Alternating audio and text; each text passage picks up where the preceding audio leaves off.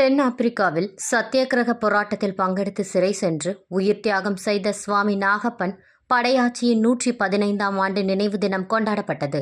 மயிலாடுதுறை மாவட்டம் மயிலாடுதுறையில் மாவீரன் வன்னியர் சங்கம் சார்பாக தென்னாப்பிரிக்காவில் சத்தியாகிரக போராட்டத்தில் பங்கெடுத்து சிறை சென்று உயிர் தியாகம் செய்த சுவாமி நாகப்பன் படையாட்சியின் 115ஆம் ஆண்டு நினைவு தினம் கொண்டாடப்பட்டது.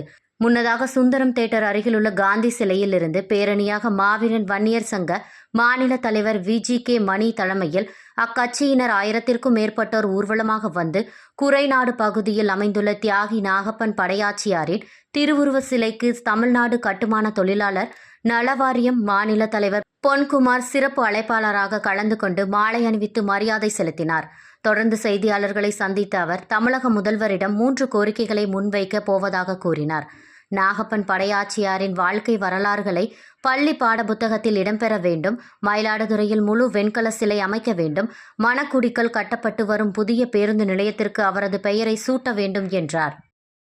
இந்திய விடுதலை போராட்டத்தில் காந்தியடிகள் மேற்கொண்ட சத்தியாகிரக போராட்டத்திற்கு ஊக்கமளித்தவர் மயிலாடுதுறை நாகப்ப படையாச்சியார் ஆவார்கள். சத்தியாகிரக போராட்டத்தில் முதல் களப்பலியானவர் நாகப்ப படையாச்சி 1909. அவர் இறந்து ஓராண்டு கழித்து நாராயணசாமி என்கிற தமிழ் இளைஞர் இருக்கிறார். அதன் பிறகு 5 ஆண்டு கழித்து தான் தில்லையாடி வள்ளியம்மை இருக்கிறாங்க.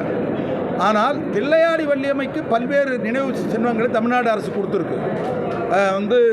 பள்ளிக்கூடத்துக்கு பேர் வச்சுருக்குது, நகரத்துக்கு பேர் வச்சுருக்குது, சென்னையில் கோஆப்டெக்ஸ் தில்லையாடி வள்ளியம்மை மாளிகைன்னு வச்சுருக்கு. ஆனால் உண்மையான தியாகி, முதல் களப்பலியானவர் நாகப்பனுக்கு அவருடைய வரலாறும் தியாகமும் மதிக்கப்படாதது மிகுந்த வருத்தத்திற்குரியது என்பதை இந்த நேரத்தில் பதிவு செய்கிறோம். ஆகவே அவருடைய தியாகத்தையும் அவருடைய போராட்ட குணத்தையும் மதித்து அவருடைய வரலாற்றை அடுத்த தலைமுறைக்கு கொண்டு சேர்க்கும் வகையில் பள்ளி பாடப்புத்தகத்தில் நாகப்ப படையாச்சியுடைய வரலாறு பாடமாக இடம்பெற வேண்டும் என்கிற கோரிக்கை வச்சிருக்கிறோம். 1. 2வது, அவருக்கு மயிலாடுதுறையில் முழு உருவ வெண்கல சிலை அமைக்க வேண்டும் என்கிற கோரிக்கை அரசுக்கு வச்சிருக்கிறோம். 3வது, இப்போ புதிதாக கட்டப்பட்டு வரும் பேருந்து நிலையத்திற்கு நாகப்ப படையாச்சியார் பேருந்து நிலையம் என்கிற பெயரை சூட்ட வேண்டும் என்கிற அந்த கோரிக்கையும் இன்றைக்கு முதலமைச்சருக்கு வைத்திருக்கிறோம்.